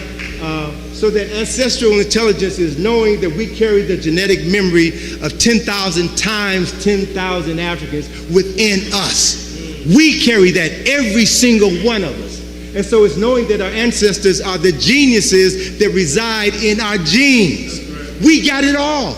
We just need to embrace it and accept that reality. So it's knowing that when we call our ancestors, they must come, because we're the reason that they exist. All right? Understand that. We're the reason that they exist. And they are a reliable source of cultural and spiritual reparations. They will never fail you. Next slide, please. So, as I end on these next 2 slides, come on, next slide, please. I want the ancestors to speak. And I want us to hear from 3 wise men of the African diaspora. Hit it twice, sis. Dr. A.C.G. Hilliard, my beloved teacher, said that mental slavery is worse than physical slavery, because the mental slave believes that he or she is free, never realizing that the shackles are on our minds. Next slide. Bob Marley said, emancipate yourself from mental slavery. Only we can free ourselves. Only we can free ourselves, and we have everything within us to free ourselves. Next slide, the last slide, is how we began this talk. Carter G. Woodson said, the truth comes to us from the past, and then like gold is washed down from the mountains. So I talked to Brother James about this as I wrapped up and got his permission to put it out here. I want to invite you all here, after we're finished this evening, to walk with us around the corner to this statue. so that we can pour libation and acknowledge these ancestors and thank these ancestors and invite them to be in our lives. When you all come here tomorrow, I want you to end the session tomorrow by walking down to that statue and honoring these ancestors. Do the same thing on Sunday. And whenever you pass that statue, do that. Pour libation to your ancestors. Let them know that they are loved. Let them know that they live in you. And let them know and the world know that you're ready to continue their work. Thank you very much. Please let's give a loud round of applause to our beloved historian, master teacher, Dr. Browder. Thank you so much, sir. Very briefly, we're going to continue with the program. That's a quick message to ensure that you come back. I have our FOI is on the job right now. We got 3 plates, and we don't want you to get told or to get a ticket. You're parked in a parking spot that is reserved for the residents over here. So it's a New York plate, Nissan Altima silver, North Carolina plates, Nissan Altima is a darker color, and the last one is a Hyundai Sonata black with the Virginia plate. So if you own one of those 3 cars, please, to ensure you don't get a ticket or toll, let's go ahead and move that. New York plates, Nissan Altima is a silver color. North Carolina plates, it's a Nissan Altima as well. It's a darker silver color, gray. And then the Virginia plates, Hyundai Sonata, black. Everybody got that? Thank you so much. Welcome my brother back up. Yes, sir. Thank you very much. Thank you, good brother. Y'all like his necktie? Come back, brother. Show them your necktie. He got gun on him. It's our name tie. And that's what it's all about, to be culturally aware. Let's give it up for Brother Tony Browder again. Wow, that was powerful. Amen. If y'all want any of his books, go to his website, IKGCulturalResourcesCenter.com. IKGCulturalResourcesCenter.com. IKGCulturalResourcesCenter.com. And the book that I liked the best, Brother Tony, was The Browder File. But just keep doing your work, you and your daughter, Sister Atlantis, and may God continue to bless you, sir. I'm going to do a little bit of call and response. Is that all right? Is that all right? All right, everybody say Professor James Small. Professor James Small. Professor James Small. That's his website. So y'all can't miss that. Professor Small is the chief historical consultant of MGM Godfather of Harlem TV movie series starring Forrest Whitaker. I'm not going to read it, brother. I'm not going to read it. I just want to let them know that we love you. Don't we love Professor Small? I'm just going to read one thing. Professor James Small is a scholar, activist, dynamic speaker, as you'll hear, and organizational consultant. He is a CEO of Santa Lodge Enterprise, Ghana, CEO and president. And y'all know Malcolm X's birthday is tomorrow, right? Sunday. Is it the 19th? It's the 19th. Okay, thank you, brother, for correcting me. So this brother's going to highlight everything, but please remember this last thing. Professor James Small. Here you go. Thank you, brother. Love you, brother. Yes, sir.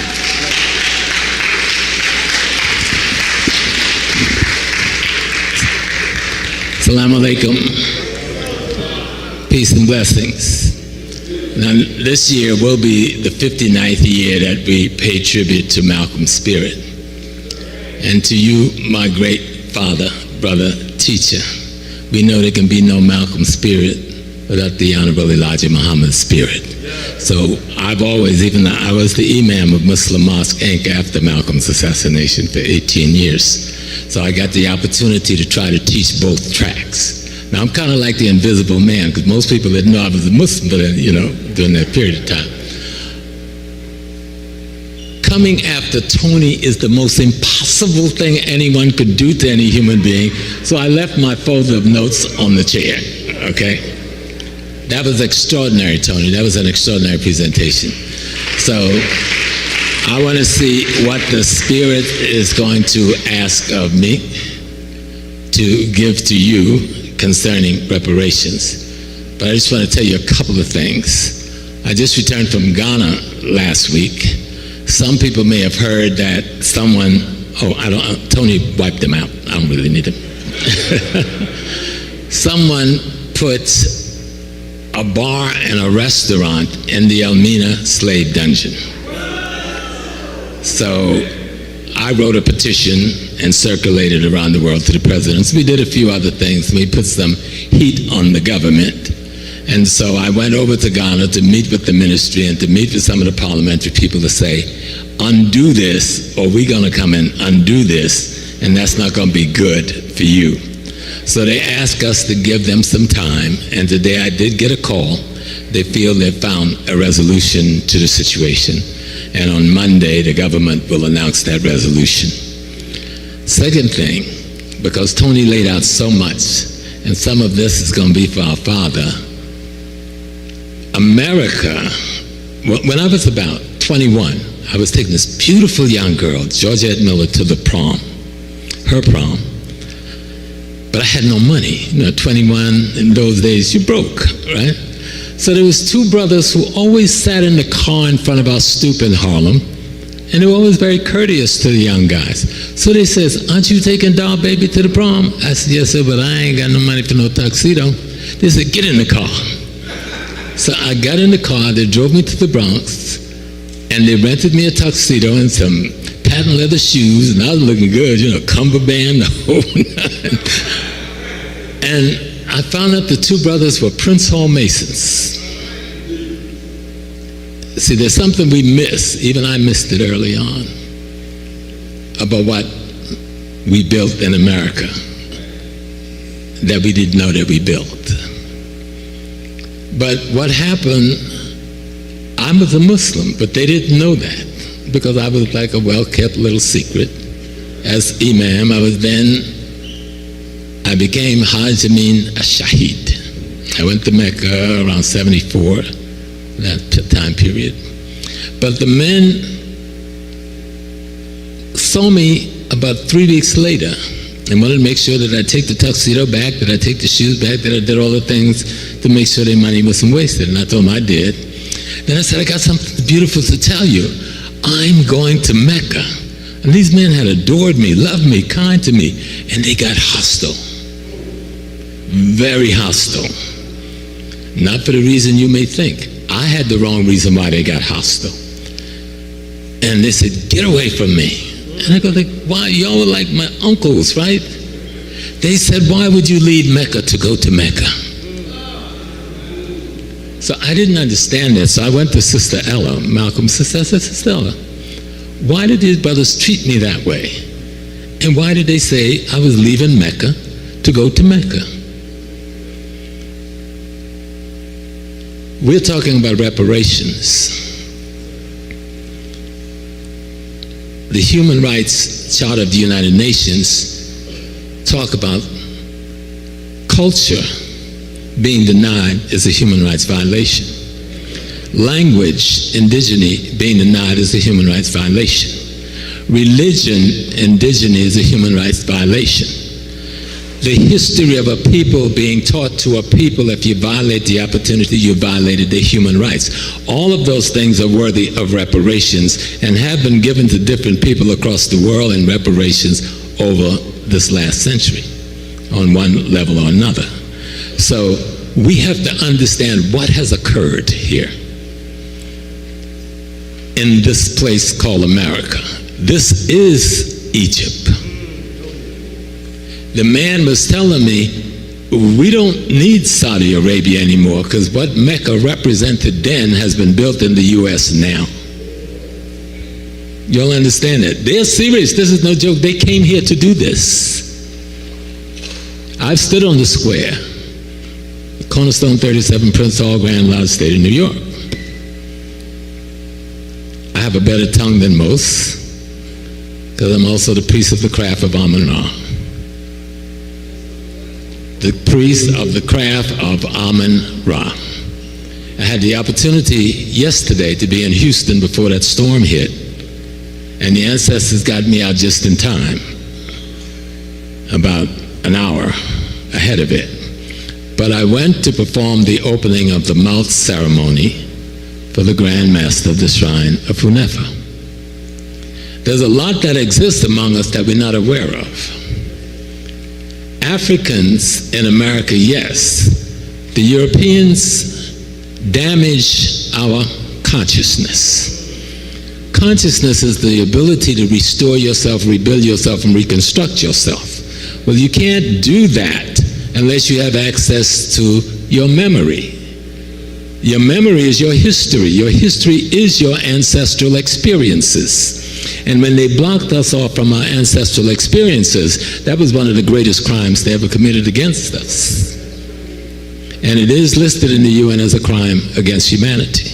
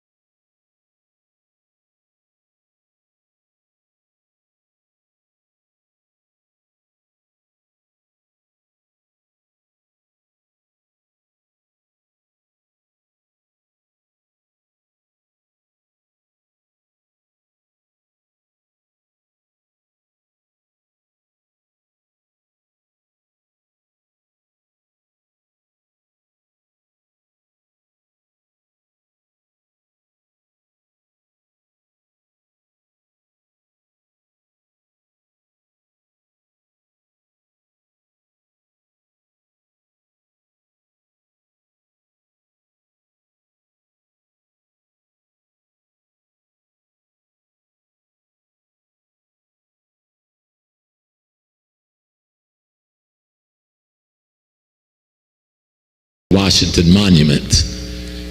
It was not coincidental that they put it there. Driving around Washington and seeing the replication of all of these buildings from ancient Africa is not coincidental. They wanted to replicate us, and they've done a pretty darn good job of it. But here's what you miss, and some of them missed. The replication of these physical symbols of the quality and attributes of the character of the African. Let me say that one again. I don't want y'all to miss the last sentence now, because the last sentence is important. Those buildings represents the quality and the attributes of the character of the African. That he does not have the capacity to contain. That's why he keeps us here. We are the light of their world. That's why he keeps us here. He wants to minimize our ability to control power, but you can't have an America without us, because we are the source of the power in America. And I want you to really get it, because sometimes we don't really get it. We don't really understand. If you made a list of 200 of the greatest inventions in North America, I guarantee you 75% would be African Americans. But we don't think of them when we stack them all together. We think of the light bulb, we think of the train track, we think of the elevator, we think of, a few things that we do every Black History Month. But line up 100 and see how many was our contribution. Okay? America, when it was founded, was an agricultural society, right? They didn't have an agricultural society in Europe. They didn't go to get us for labor. They went to get us for agricultural knowledge. They had come across all this land. They had gotten as much gold as they could get after a while. They needed us for that too, but primarily this became an agricultural world. And we were the world's agricultural specialists in all fields. That's why we were brought here. Two young girls the other day, they said, young African American sisters, they said they solved the Pythagorean theorem. Well, first of all, Pythagorean didn't have a theorem, because pi is already reached when we completed the pyramid, off by an almost unmeasurable milliliter. And Pythagoras' great-great-great-great-great-great-grandfather wasn't born yet. And so we know in the Rhine Mathematic Papyrus, I think it's problem 16, you can see that worked out. But what those young ladies did was, and they said, well, we didn't do nothing. We just simply made smaller triangles, smaller right triangles, and smaller. What they did was what education should do for us. There's a reason why people want to control our schools, and there's a reason why people want to control your history. Again, just what has happened to the public school system against the African mind is your case for reparations, right? Because the word education itself means to do what? Bring something inside of you out. The very root of the word means to bring something in, out. So you don't go to school to get education, you go to school to get tools to bring the thing inside of you out. The same 7 liberal arts they use in schools today and won't teach to us is the same 7 liberal arts you'll read about in Stolen Legacy that was used to build Kemet. There is something inside of you that these tools, when appropriately applied to your consciousness, allow you to bring out of yourself. Before I started saying we're God having a human experience, the Nation of Islam was saying we were gods. Am I right, sir? Okay. Before the 5% nation under Brother Clarence started saying we gods, the Nation of Islam was saying before Clarence left the nation, we were gods. And it took me a long time to get that one. That we indeed are the universe itself. See, there's nothing on the back of my shirt. Zinyami. Naninyami. Nothing exists but God. What are we? Expressions of aspects of that existence. Listen to me, Paul, because I'm not getting away from reparations. It's time to give you something. We are expressions of aspects of the essence of that existence, which means each of us contain the totality of the God's possibilities. They took that away from us. They took our access to that understanding away from us by denying us the tool to extract what comes in us from the universe itself. And that's about this war. Yes, sir. So, we at war. Reparations is one of the tools we need to win the war. And when we make this case, as our great attorney, Queen Mother, was making for us, I mean, that's just extraordinary what y'all went when y'all went to Geneva. I had not heard that before, and I'm sitting there going like, we thought we did something. Y'all was like super revolutionaries. And I'm like, oh my God. And our children need to know those stories. They need to know what you did. They need to understand the work that has been done, because a lot of people think reparations is something new. We're just starting it, and they're not studying the work that's already been done.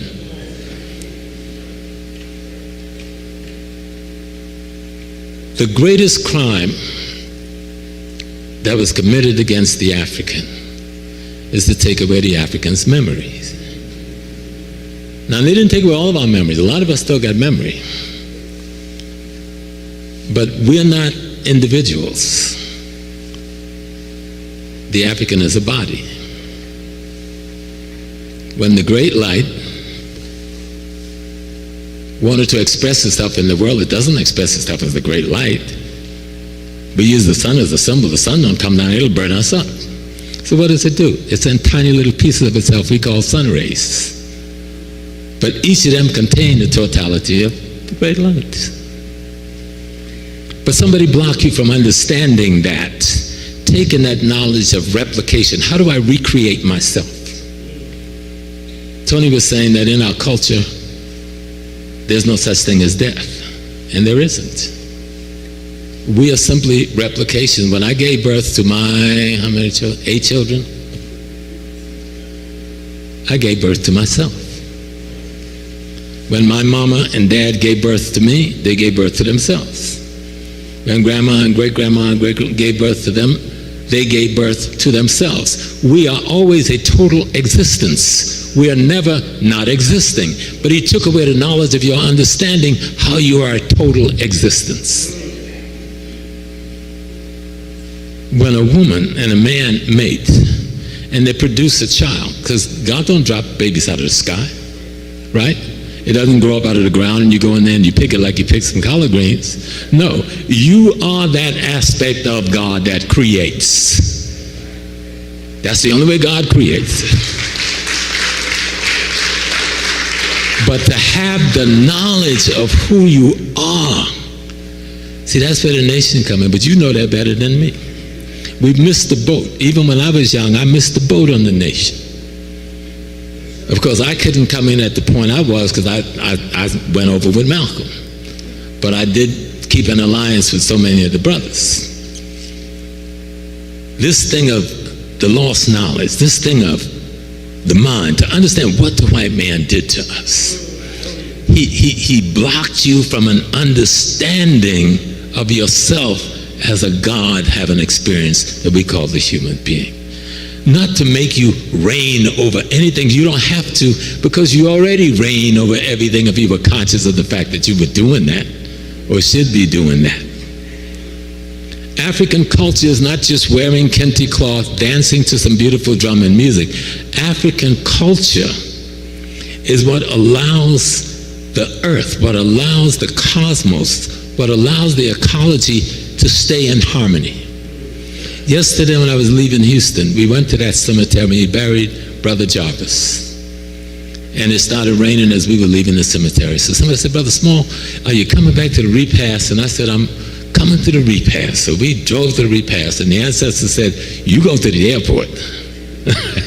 And I listened to them. I said, I'm not coming inside. I'm going to go to the airport a little early. Got to the airport, got on the plane. They wouldn't let us leave. They held us for 2 hours because this crazy storm came through. But when you saw what it did to Houston this morning, about 2 tornadoes followed the storm. Now I figured Jarvis probably was angry about something we did, and he just tore up the whole city to make himself happy. But imagine having the ability to control energy without splitting the atom. I hope y'all understand. Y'all don't quite understand where I'm going, right? That's kind of like out there someplace. I'm matter and I'm energy. If I could collect all of the energy that is me and blow up myself, I'd be a nuclear explosion. To build a robot that can do everything that my body could do with all the cells in my body, do it with and replicate those cells every day, you'd need a nuclear power plant.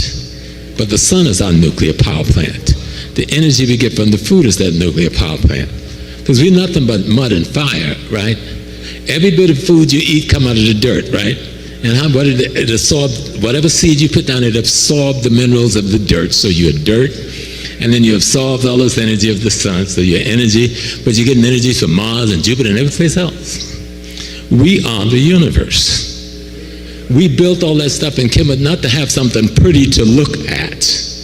Those were tools that teach us concepts, ideas, and principles of how to live life in harmony and balance with cosmology and ecology and one another, so there was no war, murder, death, lying, stealing, and destruction that's going on in society. That they cannot replicate.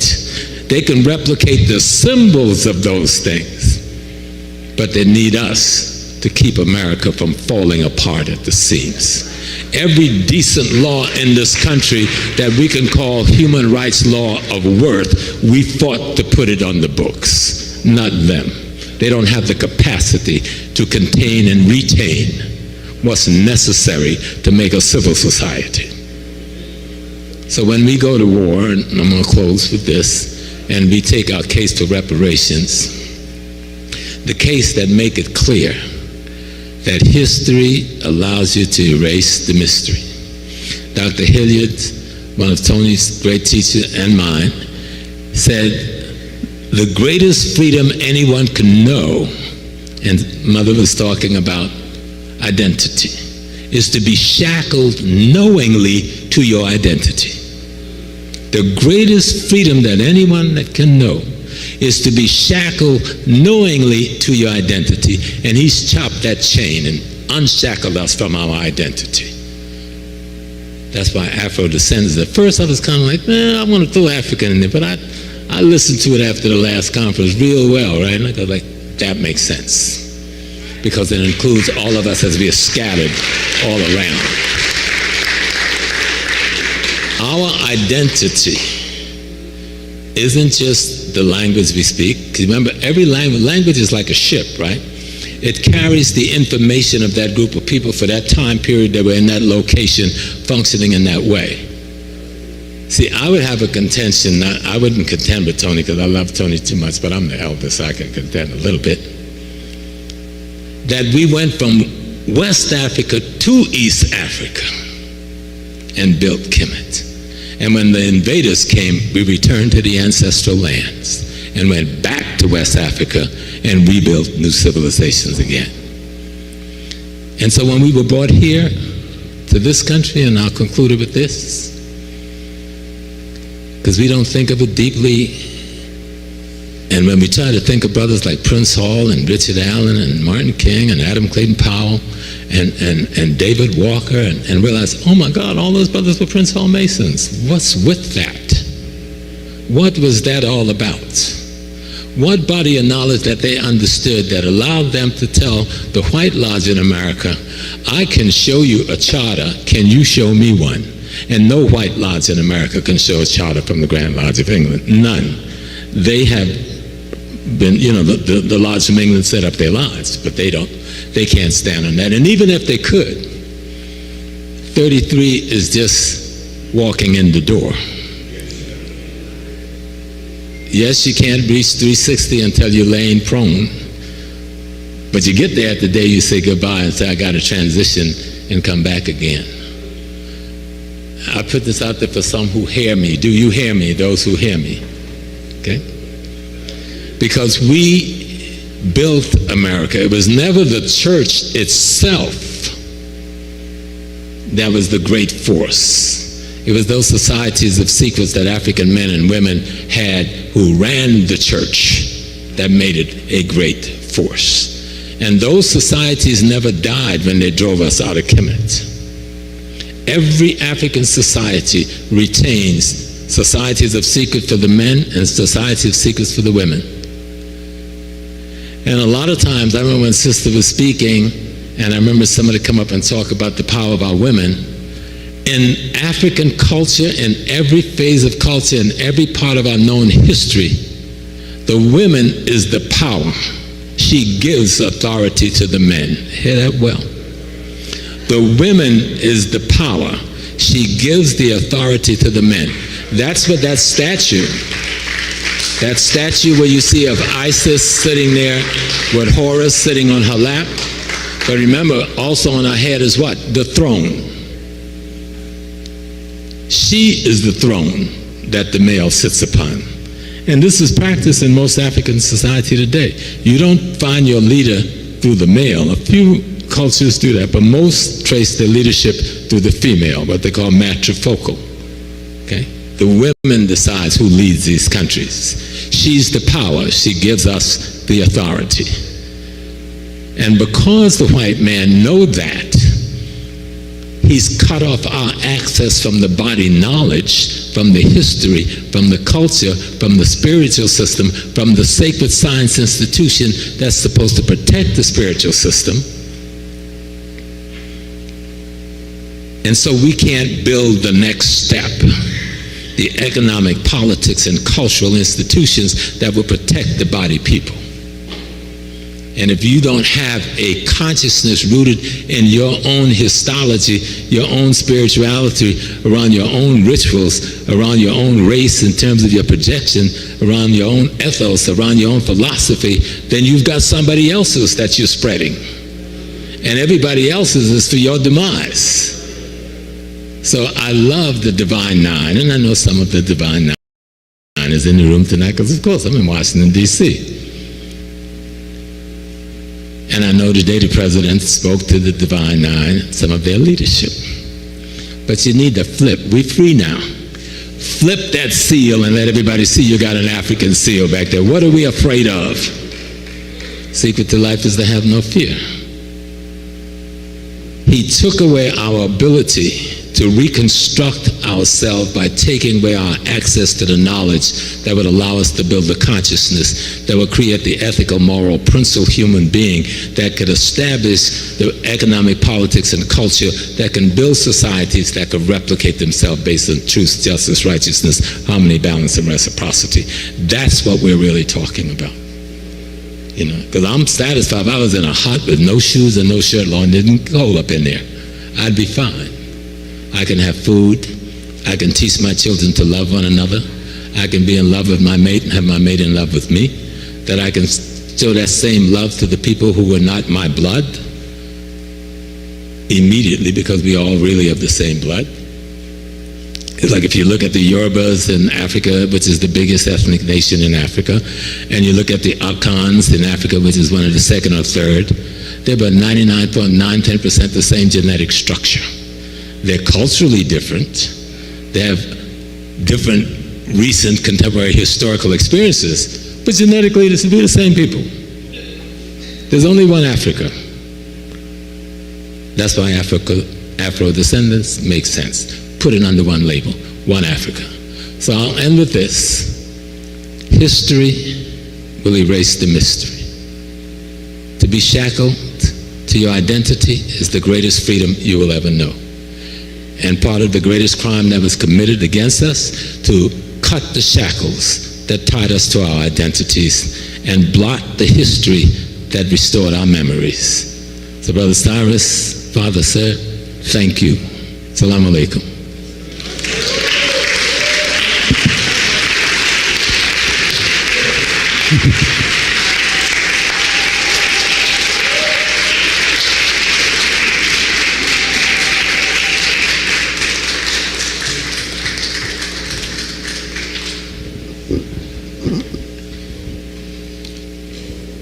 See, when you speak from the soul, you speak to the soul.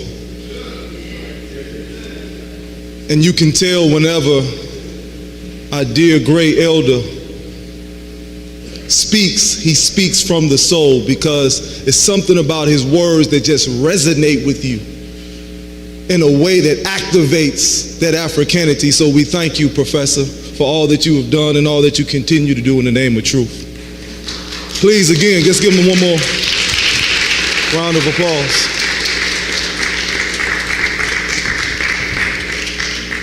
Our beloved, our dear, hard-working conductor, Attorney Malik Zulu Shabazz, could not be here with us physically, but he definitely left his indelible mark on this day, the first day of the Afrodescendant National Reparations Convention. He has a gift for us. He has a brother that's going to come up just for a few minutes, Brother Orapidus Maximus the lyrical beast of the Northeast. But before I bring him up, I have to say one thing, brother. I need some help from all of us, because everything is real. You heard the Honorable Silas Muhammad. You heard the Queen. You heard all of these great men and women talk about the over 30-year experience of going to Geneva and fighting on our behalf, even when we was oblivious to the reality. These things are real. They had to really go into their pockets to pay for their expenses, their lodging, the food, every single thing that it took for us to get to this day. So this isn't us asking in the sense that we need you to, but we need you to, because the only way we're going to go to the next level if we are understanding that this is a collective effort. And so if you see it in your hearts, as which we have done, please give a donation. We're going to put, it's already up there, the Cash App, PayPal, please. Your donation is much appreciated and is much needed, because we're past the stage of reparations just being a conversation. It's a full-blown, ongoing reality. And so, with that understanding, we can't lose steam now for the small things like making sure that we're able to still be present in this fight, so that a legitimate, genuine, authentic voice is being heard on the world court. So please support yourself by making that donation. I had to say that. So please, brothers and sisters, again, I've so much enjoyed everybody. I'm so honored to be in your presence. I'm so grateful to see and touch everyone if I get the opportunity to. Professor James Smalls, Dr. Tony Brown, we're doing libations at the end, so please, at the end we're going to meet out there orderly, but we're going to have one more speaker. He's 3 to 5 minutes. He's going to bring the house down. The lyrical beast from the Northeast, Brother Maximus. Our gift from the attorney Malik Zulu Shabazz. Yes, sir. He said the lyrical beast of Northeast. I'm called the oratorical beast of Northeast. I know it's been a long day, but I have to say, excuse me, excuse my linguistics. Like Hiroshima and Nagasaki, I'm about to drop the ballistics. I don't care if you're Toto, the Scarecrow, Dorothy, the Wizard of Oz. You better buckle up. I don't mean to brag, I don't mean to boast. But after I drop this bomb, Kansas is toast. America, white America. With a gun in your hand, you kidnapped us from our native land. You packed us in ships like sardines, traded us for mere sugar cane and coffee beans. White America did what it pleased, like a dirty vulture. She robbed us from our precious culture to develop a new world. That was their mission, to beat us into submission, to rend our families apart. They instilled fear in our babies' hearts. Your founding fathers, just a few men, justified slavery but not calling us men. You treated us rotten. You forced us to pick the cotton. No accountability. You did as you please. You hang our ancestors from the highest trees, and now you blame us for our lot as you continue to scheme and plot. Me forgive you? I think not. We built your mansions with the trees we sawed. You scarred our backs until they were raw. You made us work in bad weather. You threatened us with hot tar and feather. Long days as the people we toil. You even boiled us in hot bubbling oil. You've mastered your fiendish plot. You used wild horses to tear us apart. You destroyed our family structure. You sold us in auctions. You forbidden us from reading as a precaution. You emasculated our men. You raped our women. And you wonder why I'm still fuming? No, I'm not fooling. What type of people were forced to eat on dung and drink on urine? Fast forward now in our communities, you view us all as thugs. You flood our communities with your illegal drugs for our poor to sell, providing us with enough gunpowder and firepower to kill ourselves. With us to full capacity, you fill your jails. Your brotherhood of police continues to give us hell. You despise our presence. That is why you relegate us to ghettos and slums. You live real good while we live like bums. All these crimes, all these atrocities charged against you are true, unembellished, accurate, and level. So why are you insulted when we call you devils? To err is human, to forgive it divine. Maybe that's your mantra, but it is not mine.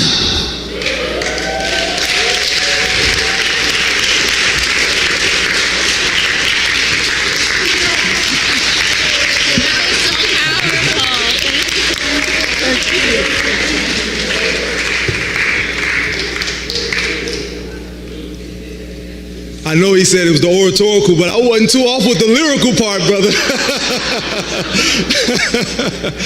Well, again, I want to thank you all. I believe that,